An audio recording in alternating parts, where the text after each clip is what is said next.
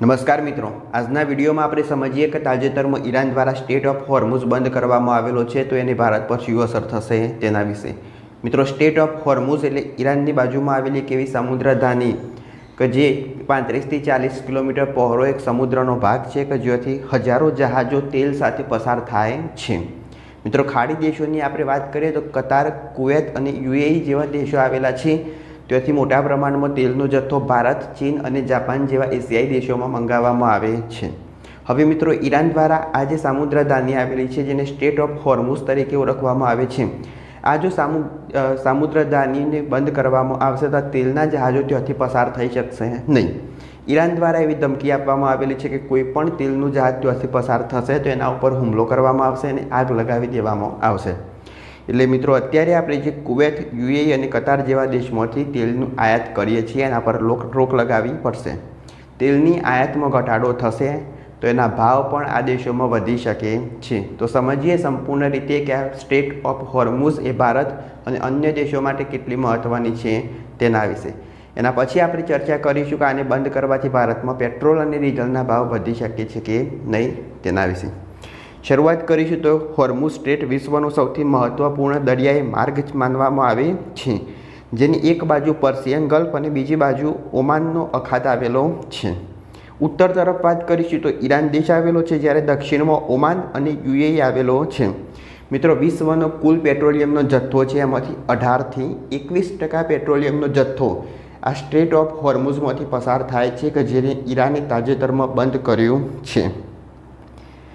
State of હોર્મુઝને super highway તરીકે ઓળખવામાં આવે છે, એટલે પેટ્રોલિયમ વિભાગ ત્યાંથી ઘણું પેટ્રોલિયમ આયાત કરે છે, એટલે તેને તેલનો સુપર હાઈવે કહેવાય છે।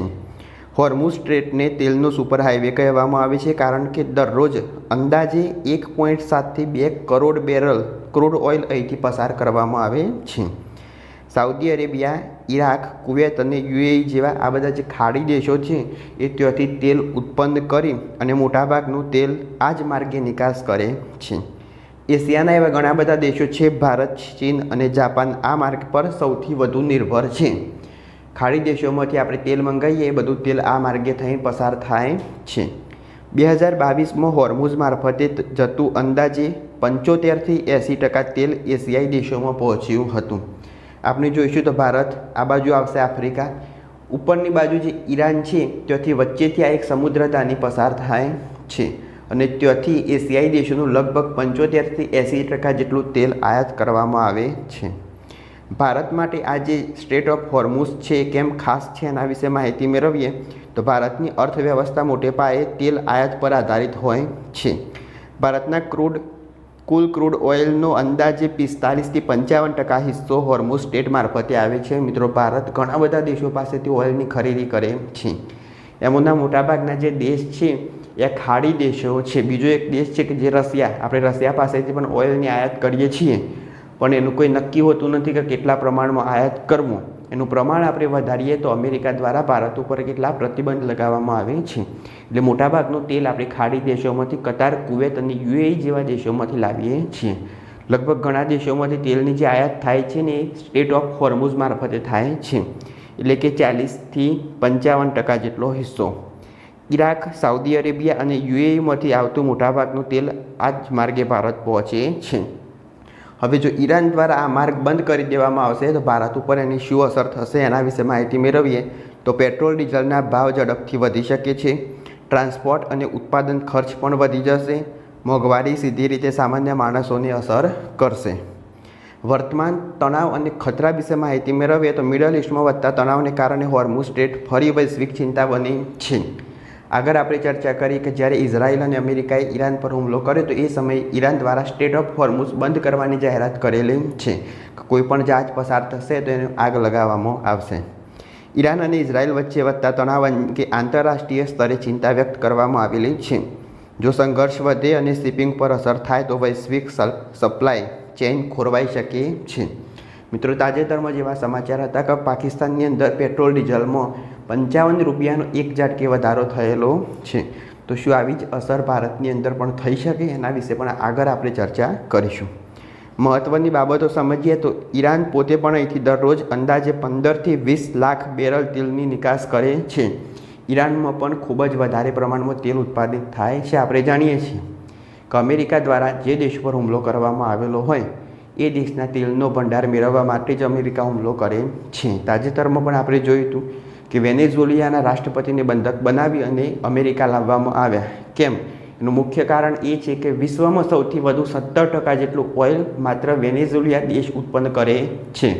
એટલે તેના રાષ્ટ્રપતિને બંધક બનાવાયા કે જેથી અમેરિકા ડાયરેક્ટ વેનેઝુએલા ઉપર કબજો કરી અને ઓઇલ ભંડાર મેળવી શકે.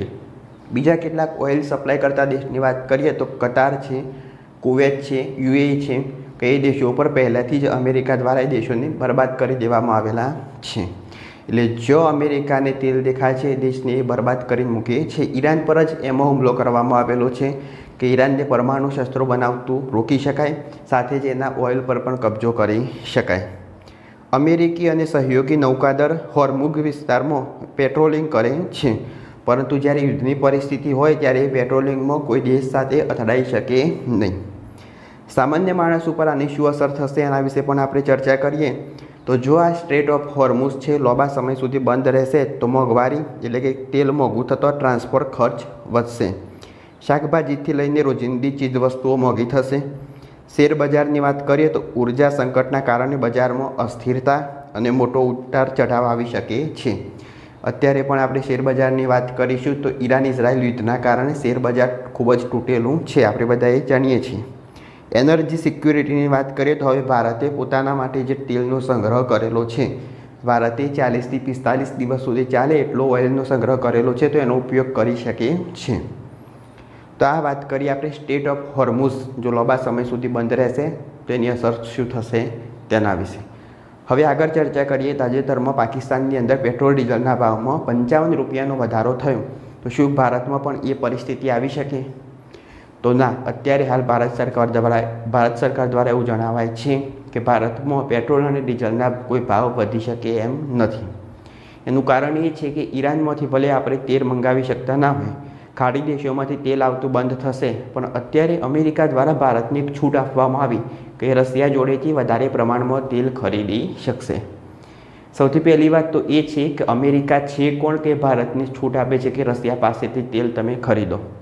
ભારત એક સ્વતંત્ર લોકશાહી દેશ છે, તો આપણે સ્વતંત્ર રીતે જ્યાંથી તેલ ખરીદવું હોય ત્યાંથી ખરીદી શકીએ.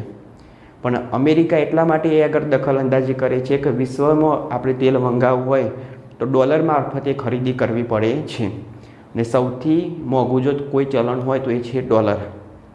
એટલા માટે અમેરિકા મહાશક્તિના કારણે દરેક જ્યાં દેશ આંતરરાષ્ટ્રીય સ્તરે વેપાર થતો હોય એમાં દખલઅંદાજી કરે છે, તો એ આપણે સાંભળવી પણ પડે. બીજી વસ્તુની વાત કરીશું કે આપણે રશિયા પાસેથી જે ઓઇલ મંગાવતા હતા એનું પ્રમાણ હવે વધારવામાં આવશે. જેટલું આપણે ખાડી દેશોમાંથી મંગાવતા એટલું હવે રશિયા પાસેથી એટલો જથ્થો વધારે પ્રમાણમાં મંગાવવામાં આવશે, અને એની શરૂઆત પણ થઈ ચૂકેલી છે. તો ભારતની અંદર 40થી 45 દિવસ સુધી ચાલે એટલો ઓઇલનો ભંડાર છે. આગળના સમયમાં રશિયામાંથી આયાત વધારવામાં આવશે, એટલે ભારતની અંદર કોઈ પણ ઓઇલના ભાવ વધી શકે એમ નથી. ઓઇલનો જથ્થો પૂરતા પ્રમાણમાં મર્યાદિત રહેશે, તો ઓઇલના ભાવ વધે એમ છે નહીં, તો એની કોઈ ચિંતા કરવાની જરૂર નથી. બીજી વસ્તુ, તાજેતરમાં અમેરિકા દ્વારા વેનેઝુએલા પર જે હુમલો કરવામાં આવેલો હતો ત્યાં આગળ વિશ્વના 70% જેટલું ઓઇલ ઉત્પન્ન થાય છે. તો પછી વેનેઝુએલા એ ગરીબ દેશોમાંથી કેમ છે? કેમ વેનેઝુએલા પોતાનું ઓઇલ ઉત્પન્ન કરી અને બીજા દેશોમાં નિકાસ કરતું નથી? તો વેનેઝુએલામાંથી જે ઓઇલ ઉત્પન્ન થાય છે ને ઓઇલ શુદ્ધ પ્રમાણમાં નથી હોતું, વધારે પ્રમાણમાં અશુદ્ધ હોય છે. જે સામાન્ય રીતે બીજા દેશોમાંથી મળે છે એના કરતાં પણ વધારે પ્રમાણમાં અશુદ્ધ હોવાને કારણે એને શુદ્ધ કરવા માટે જે રિફાઇનરીઓની જરૂર પડી, જે મશીનો યંત્રોની જરૂર પડે, એ યંત્રો વિકસાવવા માટે ખૂબ જ વધુ ખર્ચાની જરૂર પડે. એટલે આ ખર્ચો જે વેનેઝુએલા કરી શકે એમ નથી. એટલે અમેરિકા એના ઉપર સ્વતંત્ર રીતના રાજ કરશે અને ઓઇલ બહાર કાઢી અમેરિકા એને સ્વચ્છ કરી અને નિકાસ કરી શકશે. એટલા માટે તેના રાષ્ટ્રપતિ પર બંધક બનાવી અમેરિકા લાવવામાં આવ્યા કે જેથી તેની જે ઓઇલ સિસ્ટમ હોય એના ઉપર સંપૂર્ણ કબજો કરી શકાય. તો આજના વિડીયોમાં આપણે સમજ્યા ઈરાન ઇઝરાયલ યુદ્ધ વિશે, સાથે જ ઈરાન દ્વારા સ્ટેટ ઓફ હોર્મુઝ જે બંધ કરવાની વાત કરવામાં આવેલી હતી તેના વિશે અને એની ભારત પર શું અસર થશે તે વિશે. જો આ વિડીયો ગમ્યો હોય તો લાઈક કરો, શેર કરો, ચેનલ સબસ્ક્રાઈબ કરો. ત્યાં સુધી જય હિન્દ, જય ભારત.